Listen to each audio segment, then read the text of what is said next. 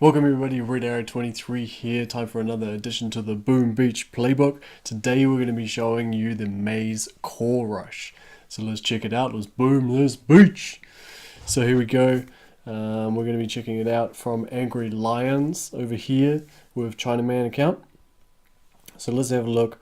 Someone's obviously already taken out the right shields and the top shield is one out from going down. And let's watch the whole attack uninterrupted so you can have a look. See how we go. So you're going to start off just by eating a bunch of cells, so we're going to try and fast forward through that as quickly as we can. And he's clearing mines around the core and finishing off the art on that last shield. Try not to do a core rush when there is a shield up. Sounds obvious, but apparently snacks like to do it a lot. I mean, that's just the rumor I hear. Apparently there's some people who like to do that out there. But I highly suggest you clear those shield generators because there's a ton of health on them. Alright. So we're getting a little bit closer now. He's just sort of gathering his troops a little bit more before the final push to the core. And then you'll see that this last, second last flare, well, he's getting into position basically. So let's slow it down a little bit. Here we go. Moving on in. You can see how many smokes he's using on the lead-in. Medkit on the barbed wire. One smoke at the end. And shocks. Boom! And down goes the core. Look at it melting. Shocks just running out. And boom! Down it goes. Great attack here with the triple medkit. Angry family signature. Let's break it down. So, like we said, we want to be getting, you can flag land over on the left hand side. The reason we can flag land is the only things in range are just going to be these power cells, so we can just make our way over there. We did have to use one smoke for this shock blaster. Just be sure that there are, if there are things close to range, then obviously smoke. Sometimes there's some lasers in here and they go right out to the power cell. So be sure if you're taking like a shortcut straight up here, then you need to be wary of that laser range. So yeah, we've been clearing some mines. Someone's been giving us a hand. A lot of these are level 22, so if we do clip them, that's going to be the end of our Zukas, and that shield has gone down now. So it should be a clear spot where we're going to end up, and we need to clear out that path basically from the building health statue all the way through to the core. And even these mines like might make you a little bit nervous, because if you do trigger them, it's going to just poof, a whole bunch of Zukas gone. So you are going to need a little bit more GBE than usual. So that's the reason we're collecting all these cells, is just to collect enough so that we can make sure we can throw. It could be anywhere between sort of 5 and 8 shocks. You just got to plan them all out, know how much GBE you need, and then if you can, split the cells on the left hand side between you. So if you can do 2 core rushes or 3 core rushes, then only take the amount of cells that you need. Obviously they went all in with this one. Would have been quite hard for someone to then come in and do a core rush after this hitter if anything had gone wrong. Even if there's nothing wrong with the attack, but he lost connection, it could have just ruined everything. So that's something to keep in mind. If you're a baller, then just take them all and just finish it. I mean, it's no big deal. So that being said, we have, you can see that he's sort of moving his Zukas off to the left, so they're a little bit better grouped, and now he's flaring directly in line, like a perfect 45-degree angle from that flare point to the building health all the way through to the core, and that's great. So any flares over, hasn't taken out all of them because he's just sort of anchoring on them, and then he doesn't really need to smoke whilst it's only single shots in range, unless Brick's in front. If he flared a little bit sooner and Brick managed to get ahead, obviously you want to keep Brick alive. But that's fine. We don't want to lose the delay on any rocket launchers or lasers, even mortars. So we're going to be smoking ahead of time, Remembering that he's taken all of GB in the world, so it's not really a big deal. We can smoke a little bit overlapping so that we don't peak. And last smoke before the barbed wire there, and then we can re-flare. So you see that first flare was just in front of that mortar, right in that center tile of the mortar. If you're feeling really confident, you can go all the way through the barbed wire, but usually it pays to, if you haven't grouped up your Zukas this tightly, it pays to do this middle flare so that the Zukas kind of get grouped before they go through the barbed wire. If you flare too early from this spot and they haven't quite all got together, or even too late, they'll start destroying stuff and spreading out. When you get to this point, some of them might be as far back as this building health statue, and if you flared straight through, you're going to need 2 medkits to get the last bunch of Zukas through. So that's why we do that intermediary flare, and it works out really well, because once they all get there, you keep them moving and you flare that next spot.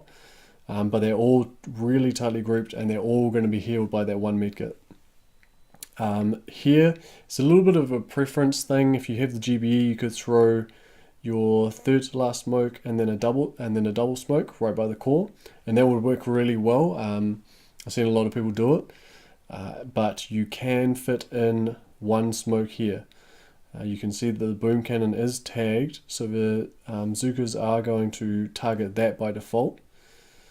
So we'll see how that affects the spread.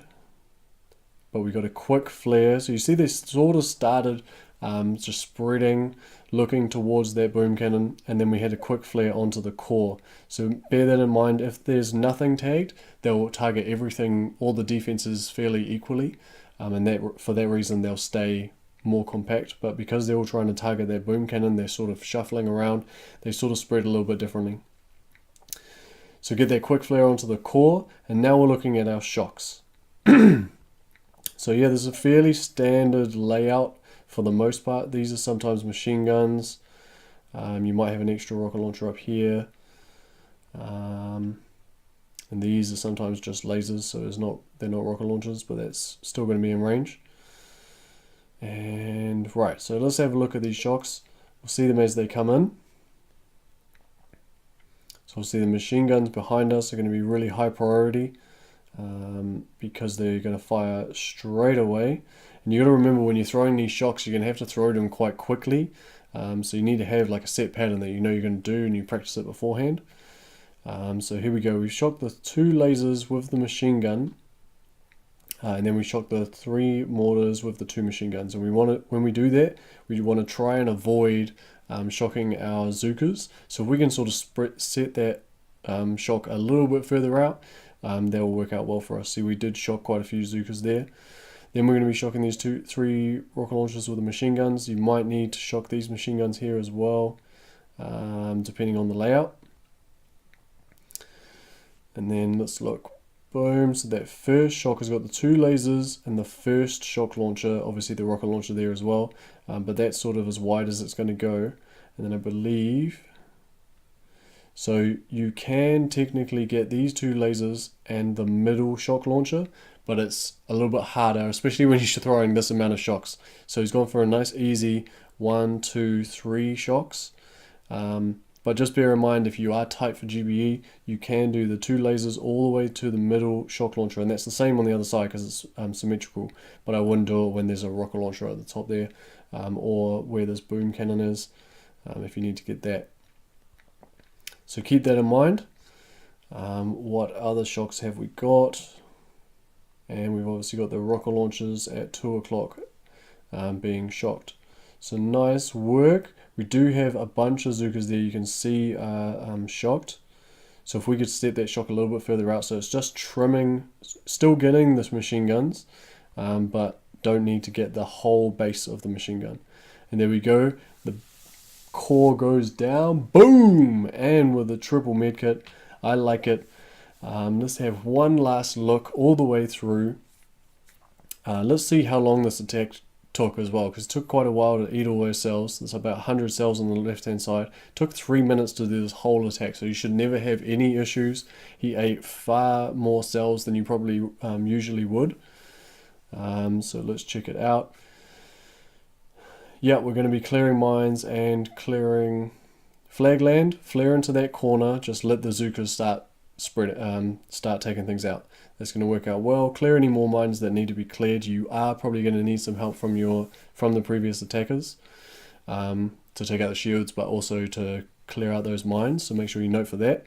And then we're just going to be clearing out all of these cells, or as many as you need, and then flare to that lineup position. Perfect line from the core through the building health statue